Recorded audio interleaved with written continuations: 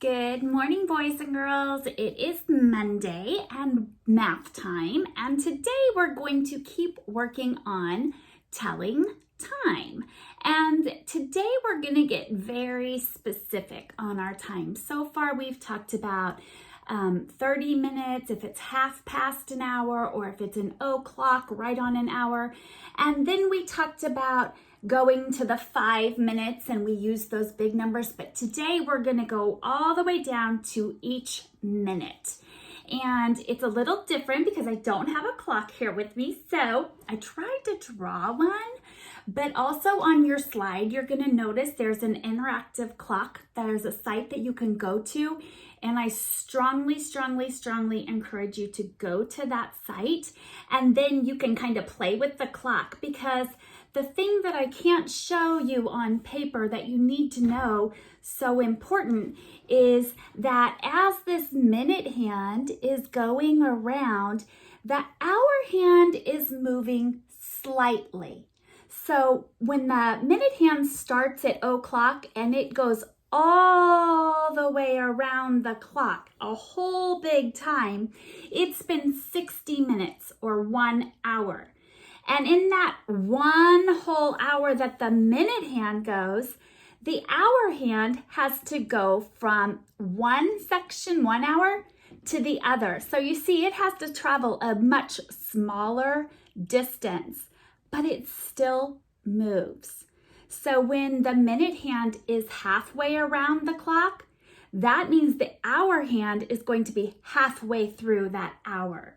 So I'm going to try to draw a couple with you today on this, and then I really want you to go play with that clock a little bit, because when you go to the assignment today, and the assignment's in Seesaw, you're going to be looking at a digital time and then drawing the hands on the clock. But if you don't understand exactly how those hands move, that's probably not going to go very good. So we really need you to understand how both hands move, not just the minute hand as it goes around for in 60 minutes for every hour, but also that hour hand. So please go on to that interactive clock and look at it. So right now, we have our anchor chart, and we know that we need, first thing we always do is check that hour hand. And we want to look, it's the small hand, and we want to find the last number it's past. So if I'm looking at that time, I can tell it's past the 4. So I know that my hour is 4. Now it's time to check my minute hand. And here we have our reminders. It's the long hand. We're going to start at the top and count by 5s to the closest big number. Then we count by 1s if we need to. So we're going to start at the top like it said. And 5, 10. This one is right on it. So our time is 4:10. We didn't have to count any small ones. Now remember, every one of these little lines is 1 minute.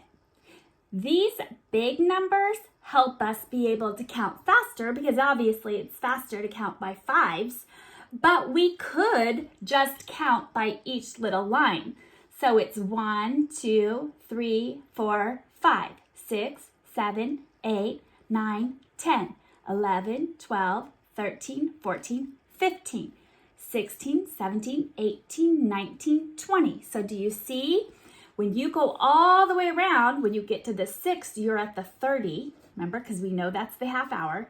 Then when you go all the way up here, you start again at the 0, right? O'clock. So each one of those is a minute. Now, let me use this.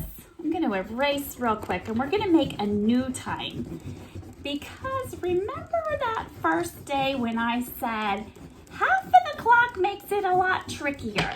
Well, I tried to kind of color it a little bit in, like this is a gold color over here, because when the minute hand is over here on this side of the clock, that's when it can get a little bit tricky, because if you remember what I just told you, if my minute hand is going to be somewhere over here, that means my hour hand has to be getting closer and closer to that next hour. So let's look at this time. Let me find another marker. Let's do, I'm gonna put one here. So check that out. And I'm gonna put one here. Okay, so we're still gonna do the same thing. We're gonna do our step 1 and our step 2. So step 1, the hour hand. We wanna see, it's the small hand, so we know it's here. Now let's read this thing. Look at the last number it passed. Well, it's very close to the 7. It's getting pretty close, but has it passed the 7? No. So my hour is going to be 6. Now I can look at my minute hand. The long hand, okay, here it is. Start at the top and count by 5s to the closest big number. So here we go. 5, 10, 15, 20, 25, 30, 35, 40, 45. Oh my goodness, Mrs. Morrow just realized I made a big mistake. Okay, so 45 right here, but am I done? Nope, then count by 1s. So if this was 45, that means this is going to be 46. 46. So my time is 6:46. I hope you guys noticed Mrs. Morrow's really weird mistake up here. I put a 12 right there instead of a 10. I think I was looking at the 2 to try to see if it was even. This is why I need a clock. All right, so 6:46. Let's try one more since I have these super cool erasable markers that I'm loving for this because I can't just keep drawing clocks over and over. Let's do another one. Okay, this time, let's say it is going to be,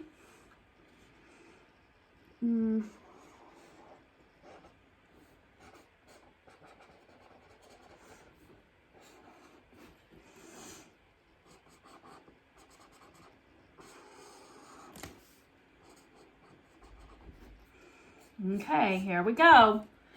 So we know we start with the hour hand, right?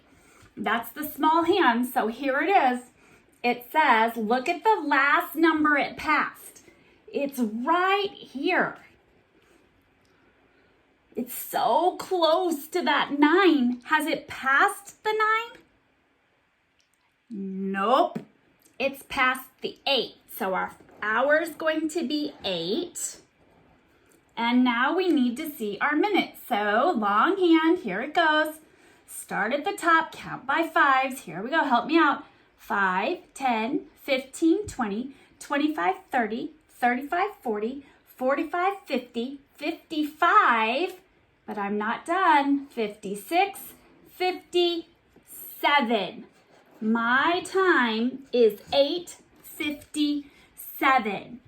Remember, if it's over on this side of the clock, that hour hand's gonna look closer to the next hour, but it hasn't passed it yet. Don't let it trick you.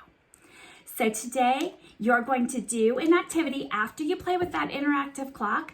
You're going to do an activity that's actually on Seesaw, but I linked it on your slide, where it's time to feed our zoo animals. And so you're going to look at the digital clock time and you're going to draw the minute hand and the hour hand to match that digital time. Now really think about what Mrs. Morrow did. Make sure your hour hand is shorter. Your minute hand goes all the way up to that line, so it's a lot longer, so that I don't look at them and they're both so close to the same, I don't know which one's which. And you can check your work, right, by using the interactive digital clock. I hope it goes good. I'm super excited that I get to run up to school this afternoon and grab a few things, so hopefully that'll make things a little bit easier.